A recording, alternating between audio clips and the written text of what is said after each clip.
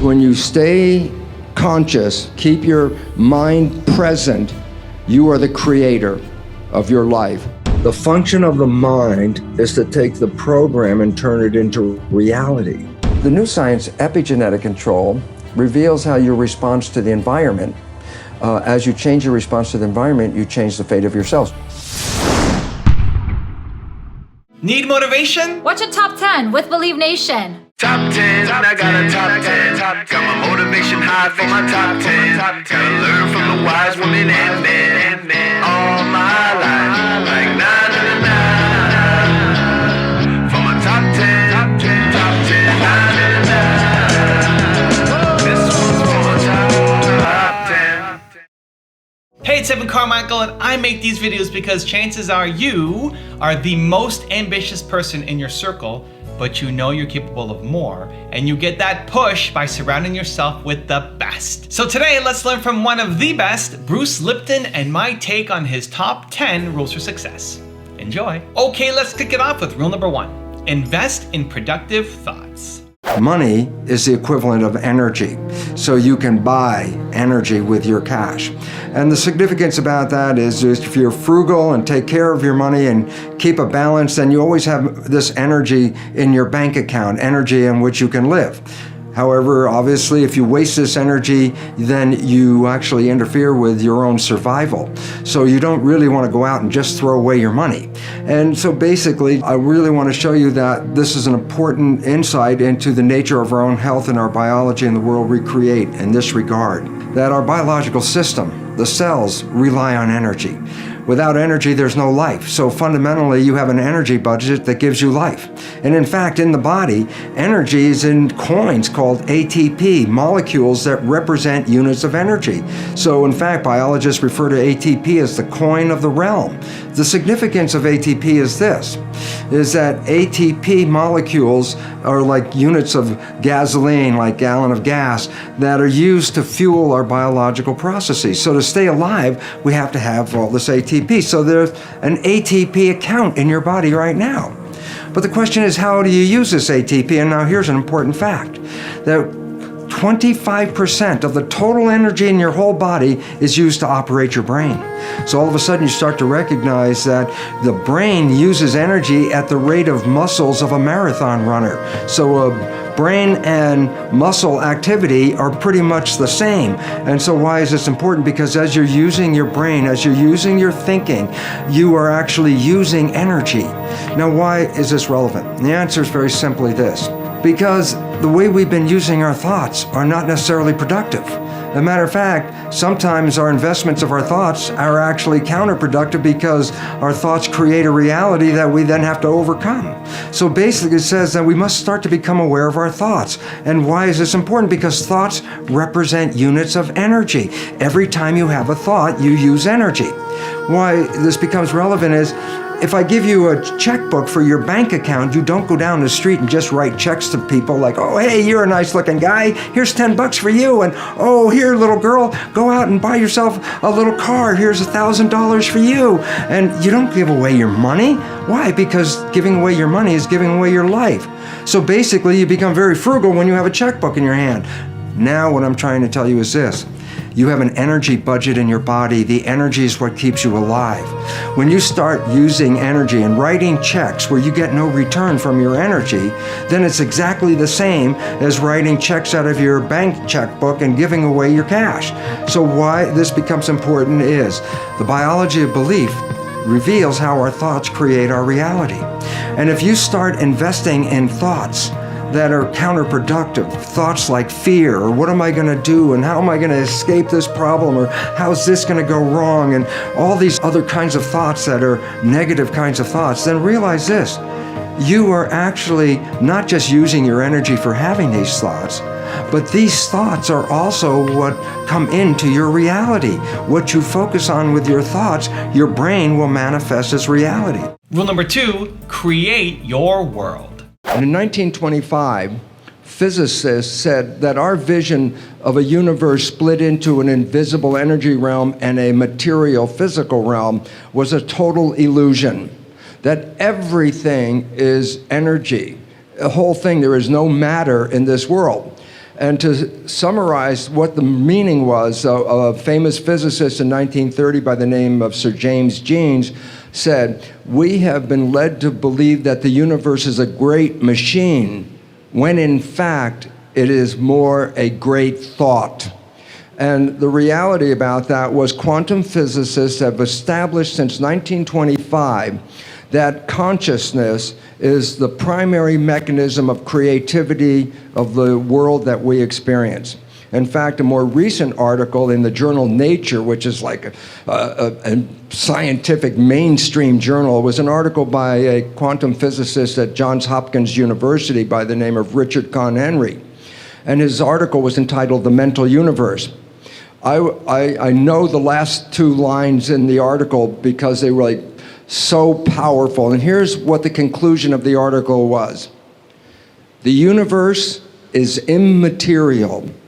It's mental and spiritual. Live and enjoy.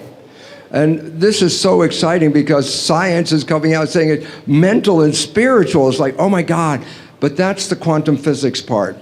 And the reality about it, why is that so important, as Sadhvijay had just mentioned, it's our thoughts that are manifesting this world. Now you could say that's a spiritual thing, and now I say not only is it spiritual, now it is fundamental basic science of the universe.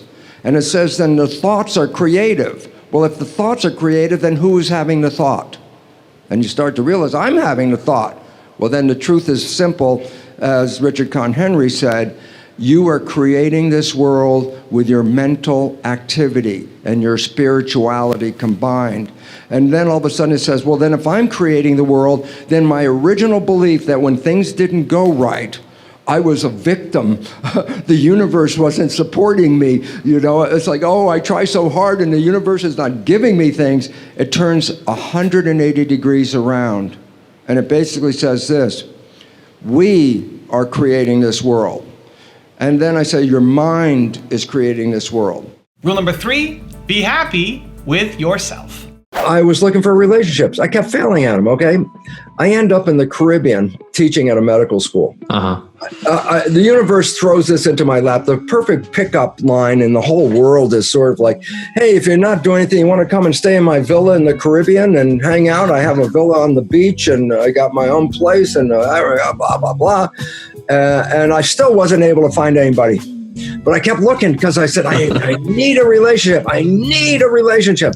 So I meet this woman who comes off of some yacht and she's, you know, got a future that's like she'll do what she wants. And I thought, well, if you're not doing anything, why don't you want to come and stay with me in my villa on this beautiful island? And she looked at me and then she said, I can't be with you. And I sort of like stopped for a moment. And she looked at me and she said, you're too needy. And all of a sudden it hit me and I said, oh my God, what am I looking for? A relationship. Why? Because you're not happy. So if you're looking for a relationship because you're not happy, then you're depending on that relationship to make you happy. So that's not a nice relationship. It's codependency. If I give you this place to stay, you will make me happy. That's a trade. You know, it's like, yes. And after she said that, I was stunned for a moment. I can't be with you. You're too needy, she said. And I was stunned. And then all of a sudden I said, thank you. Thank you very much. It was sort of a slap in the face, right? Like a blessing in disguise, right? It totally was. It was like, wake up. And I walked away from that. And I looked at my life and I said, you got this most amazing job. You teach a couple days a week. You live in the Caribbean. You got a villa. You got money in your pocket because you get paid and there's nothing to buy in the Caribbean anyways. I say, you're healthy. You got money. You got a great place to live. You have the most wonderful job. I go, you can't be happy with that? That's what I said to myself. I said, how can I, I'm looking for this person to make me happy. I said, oh, no, first I make me happy. Yeah. And then when I make me happy, that changed it. And it did. What happened is I stopped bitching and started to enjoy. Look, don't you love where you live? Yeah, I love where I live. Do you love the sea? Oh, I love the sea. You like it? Oh, I love my job. And all of a sudden I started focusing on, hey, these are things I love. And guess what? I didn't need anybody. That's when you created abundance, and that's when people became attracted to you, right? 100%, because once I didn't need them, I wasn't like, Yeah. come here. I was like, I don't care. It's fascinating how it works. Then they showed up. They showed up because I did not need, that was the word, because need puts pressure on that other person that they have to provide. And then they didn't have to provide. It was like, hey, let me hang out with you. I don't have to provide anything. I could just be me. I go, yeah, you be you, I be me. We have a great time. And that was the beginning of reprogramming a need for a relationship until I was happy with myself. And until that, once I was happy with myself and I didn't need a relationship, you should have seen how many opportunities showed up that were never there in my life before because the need part pushed them away. Rule number 4, improve your environment. I was cloning stem cells back in 1967, 40 years ago. And the significance was, while I was doing this research, I was also teaching medical students. So I was teaching medical students the foundation of how cells work, the conventional story out of the textbook, genes control life, what we called it genetic determinism, the belief that genes control your traits, behavior, your physical characteristics, etc. And what my research revealed when I was studying the stem cells was this, very profound. I put one stem cell in a petri dish all by itself, and it would divide every 10 to 12 hours. So it'd be 2, 4, 8, 16 cells, 32 cells. After about 2 weeks, I have thousands of cells in the petri dish, but what was unique? They were all genetically identical. But then I did the experiment. The experiment was to take some cells out of the dish and put them into a separate dish with a different environment. Okay. And so the environment is a culture medium, but the culture medium to cells is like the world that we live in. It's got the air, the water, the food, all the things in it. So I take the cells out of my stem cell dish, put them in a separate dish with a different environment, and the cells form muscle. But then I went back to the same dish with genetically identical cells in it and took some cells out and put them in a different environment, and they form bone. And then I went back to the same dish with genetically identical cells and put them in a third petri dish with a different environment, and they form fat cells. And there I was confronted with this reality. All the cells are genetically identical, but they had different fate, fat, muscle, bone. I said, simple question, what controls the fate of cells? And the answer is the environment. It was the only thing that was different because they were all genetically identical. So I started to really say, oh my goodness, here I am teaching genes control life to the medical students. And yet the cells were revealing to me that, hey, they all had the same genes, but it was the environment that I put them in. And so the environment controlled their life. And a very simple experiment that is very profound for us today is if I took my dish with plastic petri dish with cells in it and moved it from a healthy environment to a less than healthy environment, the cells get sick. And if I were a doctor of cells, you might say, well, what kind of drugs would you give these cells? And it turns out, no, you don't give the cells any drugs. You just take the dish from the bad environment, put it back into a good environment, and the cells will innately, naturally come back to health again. Also, if you want to have more self-confidence and self-belief, the science says it can take up to 254 days of consecutive action for the habit to stick. That's what I want for you. So I've designed a custom, free program where I'm going to send you an unlisted video for the next 254 days to shift your confidence and belief forward. The link to join is in the description below. You were up and dressed and ready to go before your parents were up. You know why? Because you knew something unexpected was going to happen. That's how we should live our lives. Waking up with the understanding to expect the unexpected. If you're going to speak effectively, you have to know way more than you're talking about. Today, what creates marketing is when you don't just market, but you add value to people. Rule number 5, keep your mind present. The science that says there are two minds that are operating at the same time. One is called the conscious mind and one is called the subconscious mind. I say, what's the difference? The conscious mind is where you are as a spirit, an entity, a unique identity. You are in that conscious mind and perceiving the world. I say, what about the subconscious mind?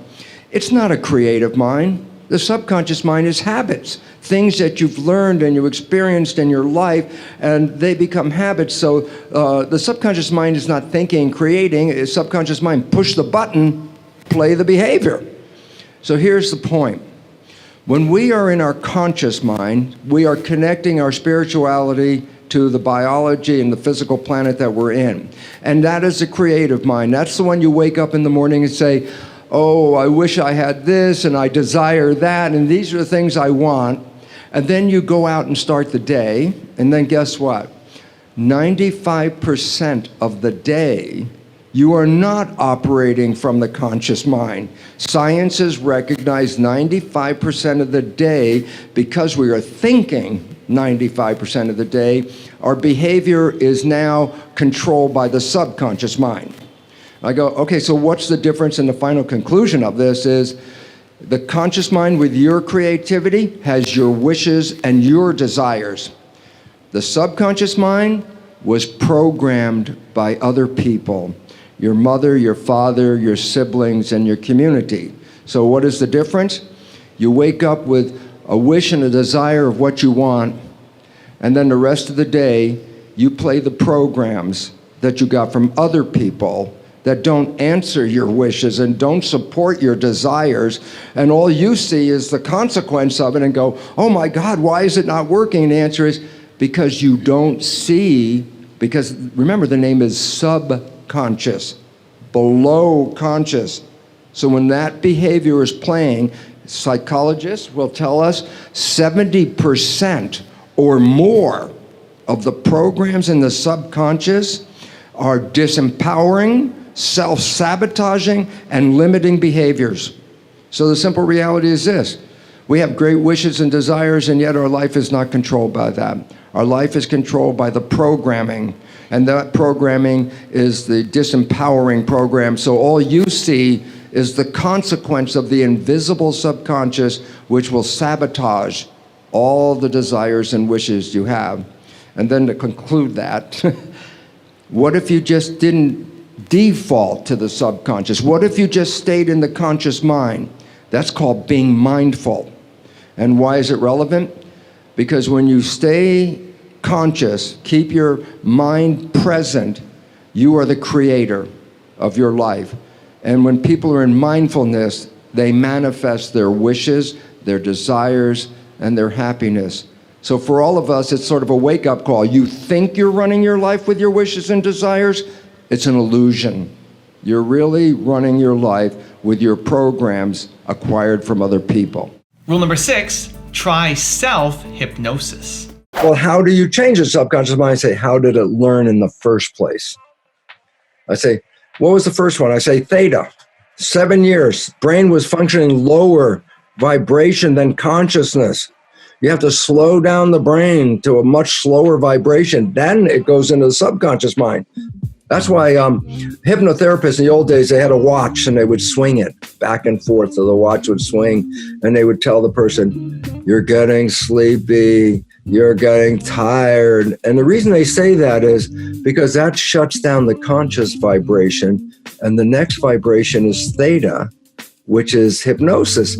So to get you into hypnosis, first I have to get your conscious brain to stop. Mm-hmm. And then in hypnosis state theta, the vibration theta, then whatever is coming from the outside is not going into my conscious mind.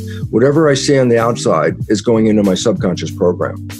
So if you want to change the subconscious, you have to talk to the subconscious. I go, how do you do that? Well, number one, hypnosis. And I go, oh, well, I need to see the hypnotherapist? I go, no, this is the cool part.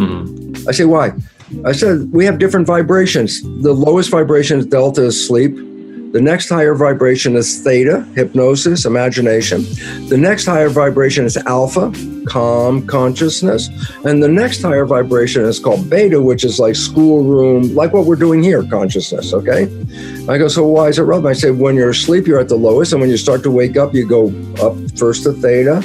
And that's like in the morning where you're half awake and half asleep. And then I say, but then when you're awake, you're in alpha. Now you're in consciousness. And then when you go to work, you're in beta, which is like the working consciousness. But when you come home, it reverses.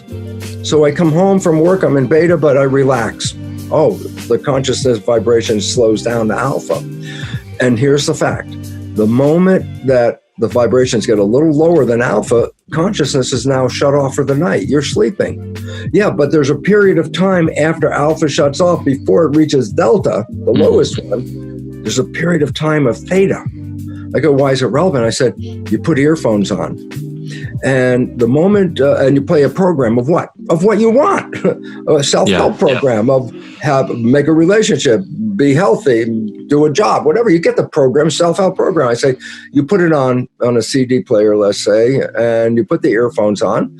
And while you're still awake, just before you go to sleep, you can hear what's going on.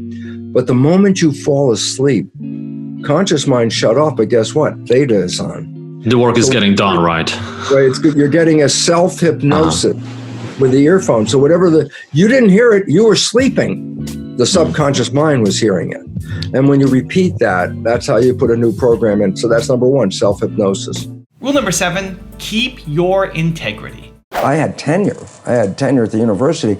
I walked out of the university and said, look, I can't keep my integrity, and at the same time teach something I know was patently wrong.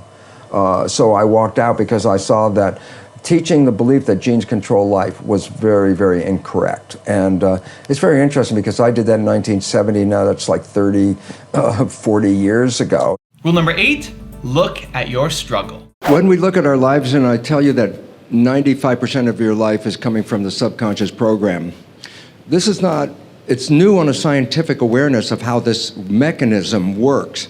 But what's interesting is for 400 years, the knowledge that you could program somebody and control their lives has been available. It was the Jesuits who 400 years ago said, give me a child until it's 7 and I will show you the man.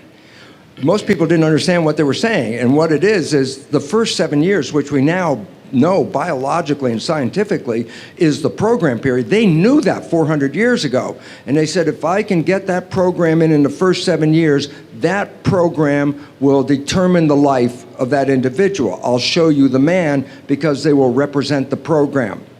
Now, the really important part is, since every one of us has been programmed, the big issue is, so what were those programs? Because if I ask you, so what program did you get when you were 1 year old? I have no idea. I wasn't really there. In fact, you were actually being programmed even before you were born, the last trimester of pregnancy. You were being programmed. And I go, well, this is really a critical issue, because the first thing I'm telling you is your life is 95% programmed, and most of that is really disempowering. And of course, the first thing I would think is, then what are those programs so I could deal with them? So I want to make something very easy for you so you don't have to go and review your whole life and try to figure out what the programs are. Save you a lot of time. The fact is this: you are playing the program 95% of the day, meaning your life is a printout of your program. So you don't have to go back in time to review. That would just actually irritate the system more, because every time you review those things that unsettled you when you were younger, it just reinforces that same pain that you had earlier. So going back and finding out who did what to who is more than just a waste of time. It actually will set you back. As a matter of fact, there's an old phrase that people have heard, and it says, don't kill the messenger over the message. What that means is this: don't go back and blame all the people that did this and that and that and that. That's irrelevant. Who they are is irrelevant. What's relevant is, what program did you walk away with? Not who did the event, but what you learned. So now I said, okay, I've been programmed and I have no idea what the program is. I said, then look at your life, and here's the simple resolution. Everything in your life that you like and it comes to you is because you have a program to support that. That's wonderful. That means that's great. It's going to come to you because that program is bringing it to you. But in contrast, this is the one that's important.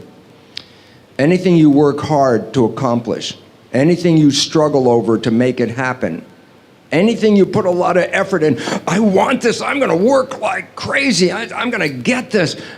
My first question is, why are you working so hard? And the answer is very simple. Anything you're struggling to try to accomplish, whether it's health or love, relationships, whatever it is, if you're struggling, it represents a simple fact. Your subconscious programming doesn't support that conclusion. So the fact is, what are my programs? Look at your struggle.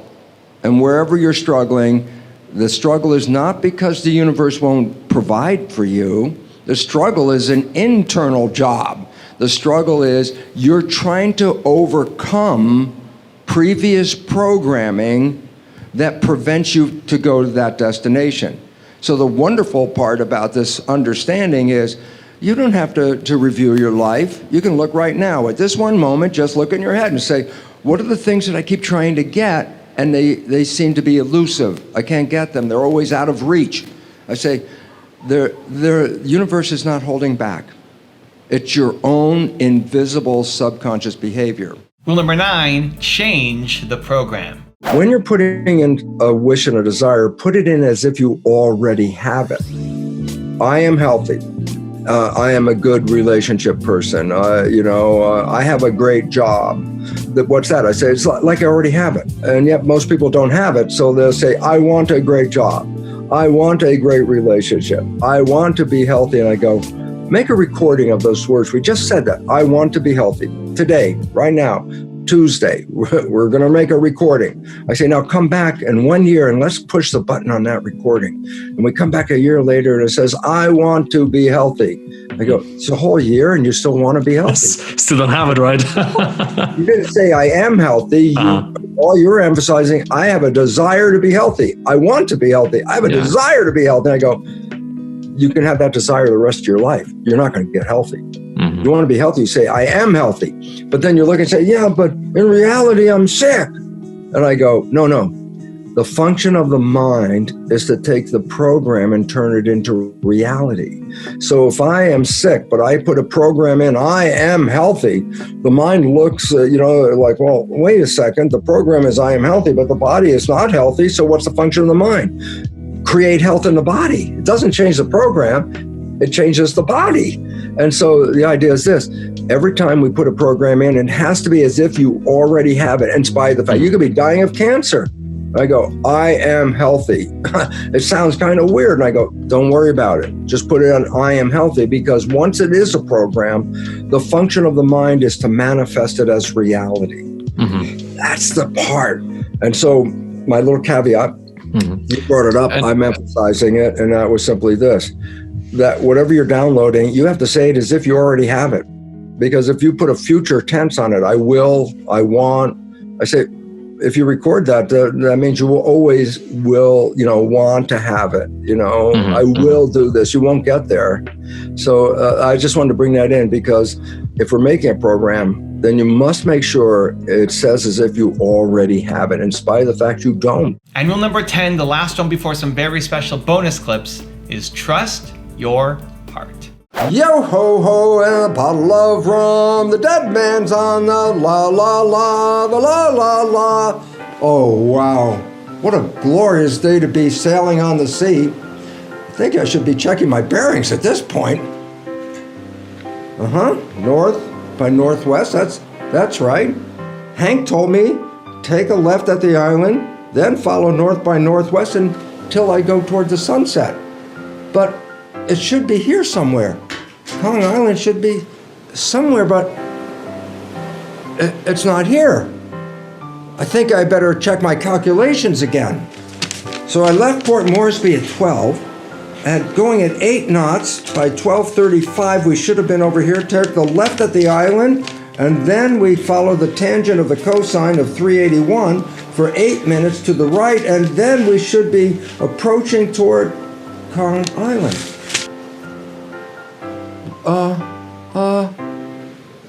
Uh-oh. I'm lost at sea. What should I do now? I knew I should have trusted my feelings when Hank gave me directions. It just didn't even feel right. And in today's world, we're told, don't go by the feelings. If I did, I would have probably been better off at this moment. So when we recognize we have to make a decision, we can do it in 2 fundamental ways. First, do an assessment, an analysis of step by step, what does this decision mean and why should I choose it? But when you get to the end, before you absolutely take that information and make a decision based on that, ask your heart. And the reason why is this: the heart doesn't care about the individual steps in the decision. The heart only looks at the conclusion. Either you get more energy from this decision, a good vibe, a feeling that this is right, or the heart will give you a feeling of bad vibes, less energy, a feeling that maybe this isn't the right answer. So the significance is really profound because the heart just reads energy. And higher energy is more life, less energy is less life. So in making a decision, yes, it's acceptable to do the analysis, but before you come to that final decision, please check in with your heart. Feel the feelings. If the feelings are good, that means go toward that direction. But if you feel questioned about it, you feel weaker about it, doesn't just feel right, the heart is telling you right off that that energy is not good for you and you should use some other decision. Oh, wow. That's so wonderful. What a wonderful way to make a decision based on these feelings. And they can help us find the direction that we need to go in and lead us to a better life.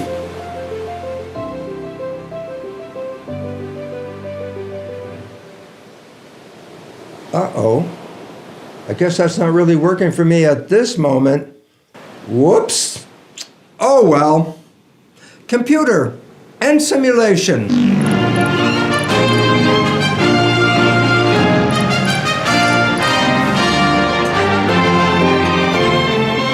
Scotty, how many times have I told you not to leave me off at sea? You know I can't swim. Meet me at the bridge. You have some splaining to do. Now I've got a really special bonus clip that I think you're going to enjoy. But before that, it's time for the question of the day. I want to know, what was your single biggest takeaway from this video and your plan of action for the next week? The science says that when you just watch a video, you get motivated, you get inspired, you have a 35% chance of following through on your goals. 35%? That's not enough. That's not enough just to get motivated. Believe Nation, we're here, you're here. Today matters. You're an action taker. When you commit to a plan of action of when and how you're going to follow through, when you write it down, you have a 91% chance of following through. And when you commit publicly to somebody else, it jumps to 95% chance. From 30-something% to 95% chance of you following through. Believe Nation, we need to make this happen. So question of the day, your single biggest takeaway from this video and your plan of action specific for the next week. Put it down in the comments below, and I'm going to show on screen sometime next week to celebrate you. The new science that is just coming into the forefront of our world today is something called epigenetic control. What I was teaching was genetic control by genes.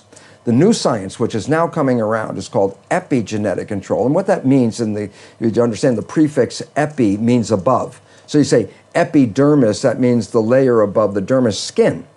If I say epigenetic control, literally it says control above the genes. And this is the new science. And why is it profound? Because when you teach genetic control, you teach victimization. You didn't pick the genes as far as we know. The genes control your traits. You can't change the genes, so you become victimized by your heredity.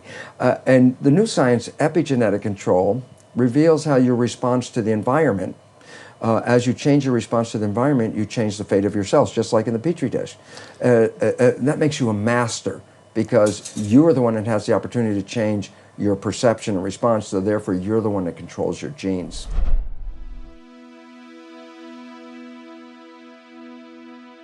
If you want 10 more amazing rules from Donald Hoffman, check out the video right there next to me. I think you'll love it. Continue to believe, and I'll see you there. Evolution is like a video game. In a video game, you have to go running around in the screen as quickly as you can, grabbing points to try to get enough points to get to the next level. If you do, you get to the next level. If you don't, you die.